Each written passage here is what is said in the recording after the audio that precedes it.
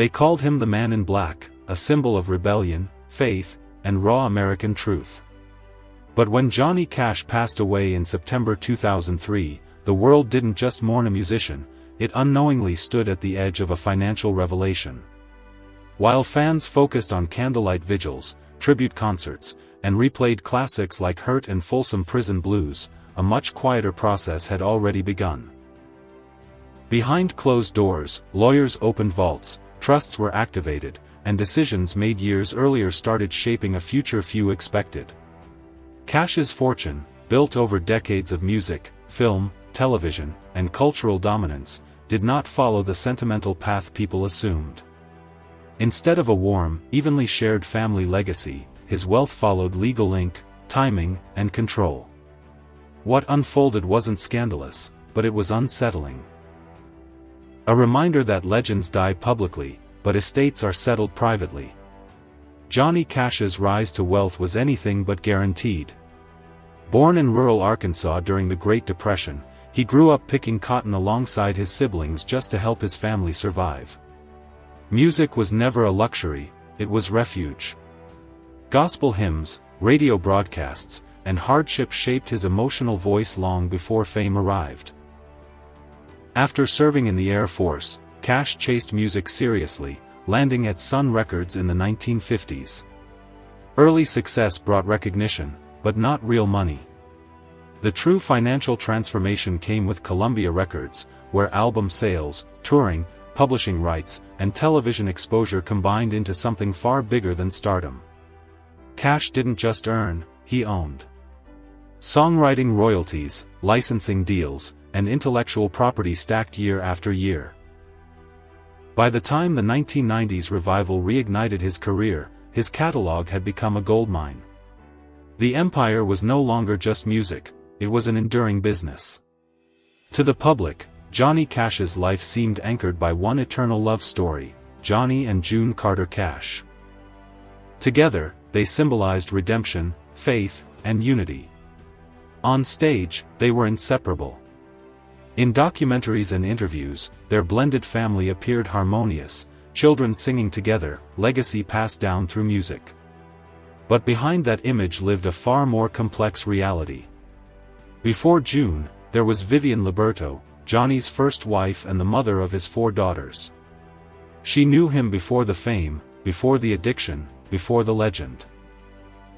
Their marriage fractured under the pressure of touring and substance abuse, leaving emotional scars that never fully healed. When June entered Johnny's life, she didn't just become his wife, she became his manager, protector, and decision-maker. Over time, professional authority followed emotional dependence, slowly reshaping family dynamics in ways that would later matter far more than anyone realized. June Carter Cash understood the music industry in a way few did. Raised inside country music royalty, she approached Johnny's career with structure and control. She helped stabilize his life, guided creative decisions, and became deeply involved in business affairs. As Johnny aged and his health declined, her influence only grew stronger. Meanwhile, his daughters from his first marriage lived separate lives, increasingly distant from the center of decision-making. When Johnny and June had a son together, John Carter Cash, he became the only child born directly into the legacy era. He wasn't part of the struggle, he was part of the empire. Over time, estate planning reflected that reality. Legal conversations didn't follow emotional symmetry, they followed continuity and control. The public saw a united family. Privately, lines were already drawn. By the time tragedy struck in 2003, those lines were permanent. June Carter Cash died in May 2003. Johnny followed just 4 months later. That timing changed everything. The estate plan, finalized during grief and decline, became irreversible. Johnny's will and revocable trust centralized power instead of dividing it. His 4 daughters each received a reported $1 million inheritance, but the heart of the empire, the name, likeness, publishing control, and archives, passed primarily to John Carter Cash. From a legal standpoint, it was airtight. From an emotional standpoint, it shocked many. Fans assumed equality. Family members expected shared stewardship. Instead, the future of Johnny Cash's legacy was placed into one set of hands. No laws were broken. No documents were hidden. But expectations collapsed. The legend had been shared, the business would not be.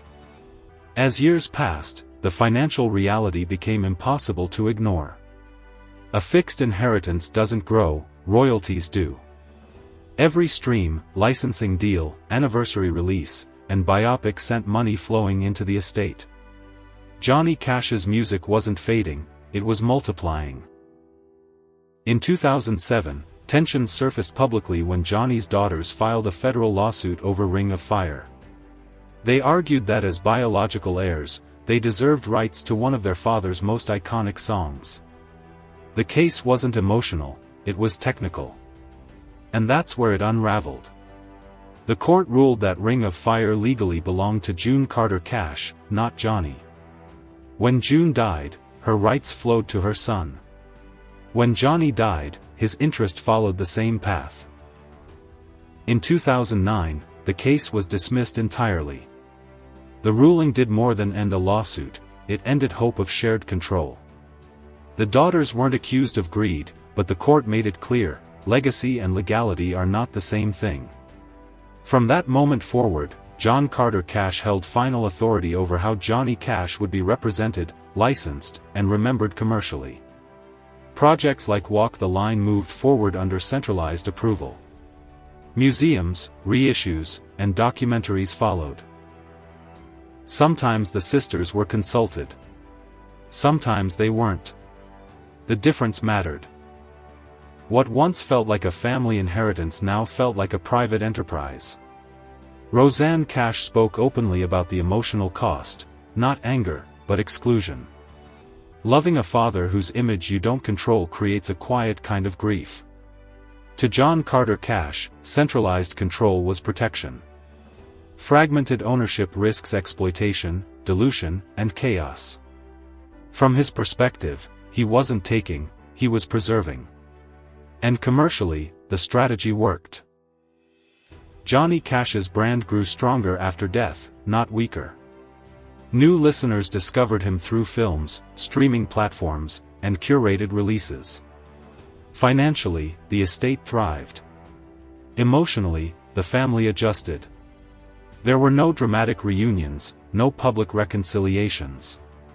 Instead, there was distance, acceptance, and selective cooperation. Events honoring Johnny often featured siblings separately, rarely together. The unity once displayed on stage had dissolved into parallel lives connected by memory rather than management. Time softened the conflict but didn't erase it. The siblings reportedly maintained contact, especially around preservation efforts like Johnny's childhood home in Arkansas. Respect replaced resentment, but the structure never changed. The daughters remained witnesses to a legacy they helped inspire but didn't control. John Carter remained the gatekeeper of an empire that continues generating millions. No villains emerged. No winners celebrated. This wasn't a story of theft, it was a story of timing, trust law, and human expectation colliding. Johnny Cash sang about consequences, fate, and hard truths. In the end, his own life delivered one final verse. Johnny Cash's fortune didn't disappear, and it didn't fracture, it focused. The Man in Black left behind music that still shakes walls, but also a lesson rarely discussed. Love doesn't guarantee equality. Fame doesn't ensure fairness. And legacy, when written into legal documents, follows precision, not sentiment. Fans remember the voice, the defiance, the redemption. But behind the legend lives a quieter truth, that even icons must choose how their story continues after the final note fades. Johnny Cash's last chapter wasn't sung. It was signed.